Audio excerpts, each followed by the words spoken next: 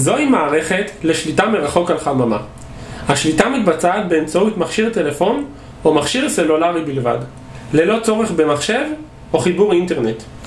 המערכת מורכבת ממיקרו בקר HC11 של חברת מוטורולה, מחומרה יהודית ומערכת ממסרים.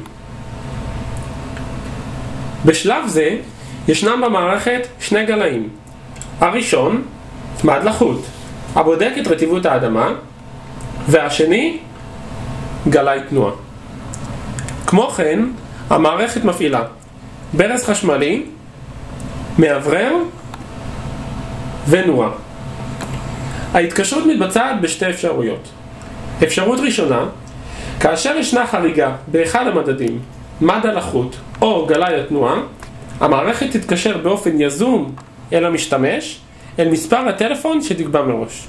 לדוגמה, כאשר גלאי התנועה מזהה תנועה,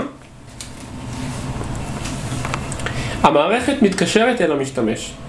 כעת, לאחר שהמערכת זיהתה תנועה, היא מבצעת התקשרות מיידית אל מספר הטלפון הסלולרי.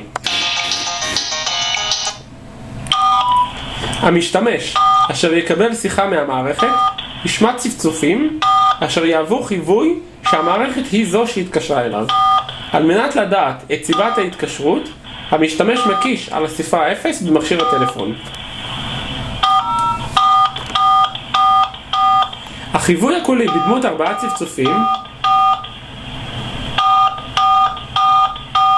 מהווה אינדיקציה לכך שזוהתה תנועה בחממה. כעת, לאחר שהמערכת הודיעה על תנועה בחממה, נסיים את השיחה על ידי המקש 9. ונדגים את האפשרות השנייה להתקשרות עם המערכת. האפשרות השנייה הינה שיחה יזומה על ידי המשתמש.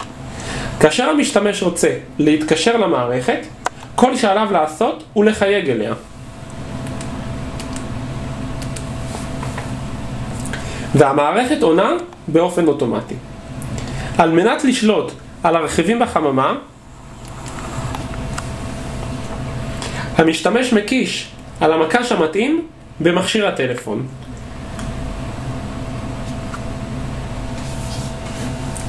לדוגמה,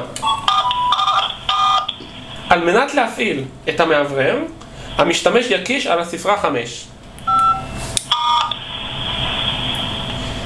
ועל מנת לכבותו, יקיש על הספרה 6. באופן זה ניתן לשלוט על כל רכיבי המערכת ולקבל דיווחים על הנעשה בחממה.